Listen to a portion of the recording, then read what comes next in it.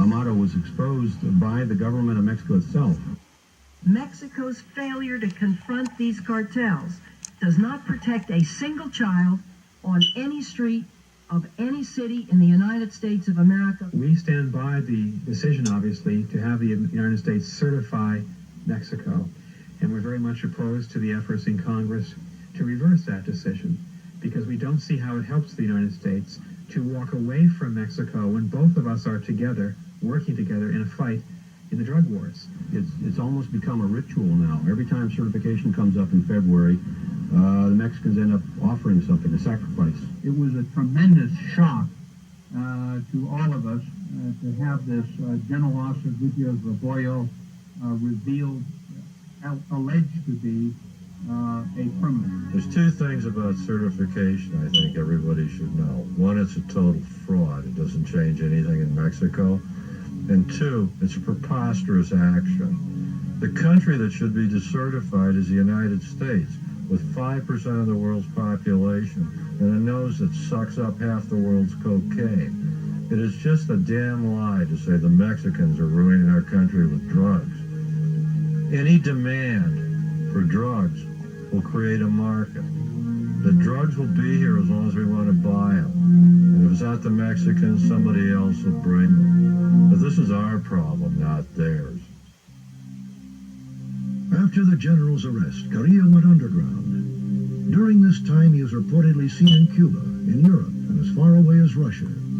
Officials eventually learned that he was preparing to move his operations out of the country and down to Chile. If he was no longer welcome in Mexico, it was reasoned. Then Carrillo would then run his drug empire from the very bottom of the world. But Carrillo surprised everyone when he returned to Mexico City in July of '97, ready to undergo plastic surgery. He checked into the hospital under an assumed name. For over 9 hours, a team of 4 doctors operated on Carrillo. Radical liposuction removed 20 pounds of fat. Facial sculpting altered his appearance. In the end, however, an overdose of the tranquilizer Dormicum kept Carrillo from ever leaving the table.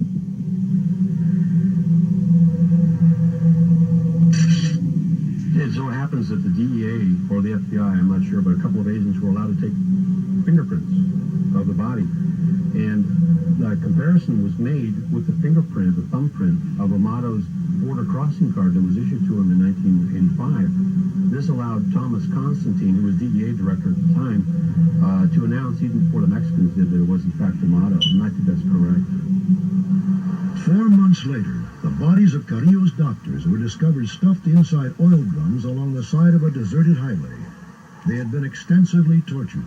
It's widely believed that the family members did this to the doctors.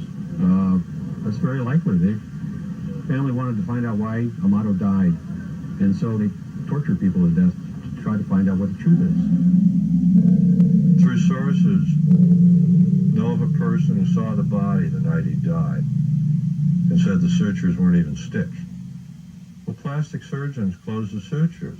You're paying to not have scars. That's the whole idea, to change your appearance, which would suggest somebody deliberately killed him by injection. The question there is, who injected the chemical? Did the government kill him? Members of his own cartel? Another cartel? American law enforcement? Or the CIA? Mexican authorities are convinced it was murder, but they haven't offered any evidence. My theory is that he really did die under plastic surgery. He had been using crack cocaine for at least 10 years. That has a tendency to degenerate your organs, your heart, your liver. What the truth is, probably the Carrillo family, they're the only ones who will ever know. Yet emerged.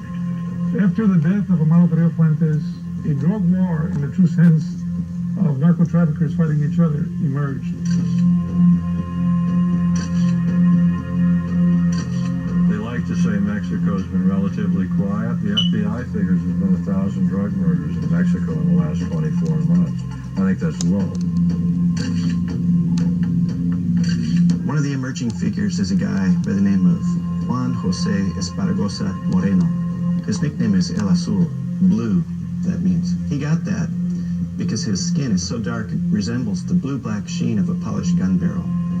El Azul is one of the last old-time traffickers who really believes in peace and unity. And according to the FBI and DEA, he's back and he's big in the Juarez cartel. Frankly, I think when the new Amado arrives, we'll never know his name because he doesn't want to become dead like has him. won major battles, but we're still a long ways from winning the war. Amado Carrillo died in July of 1997. I haven't run into a single American who says I can't find any coke and I can't afford it.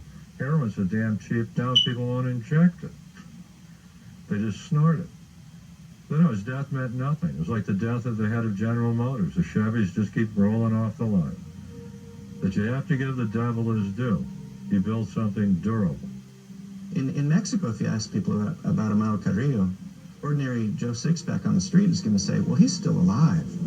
You know, there's such belief in his myth, his power, his legend, that some Mexicans think he couldn't be dead.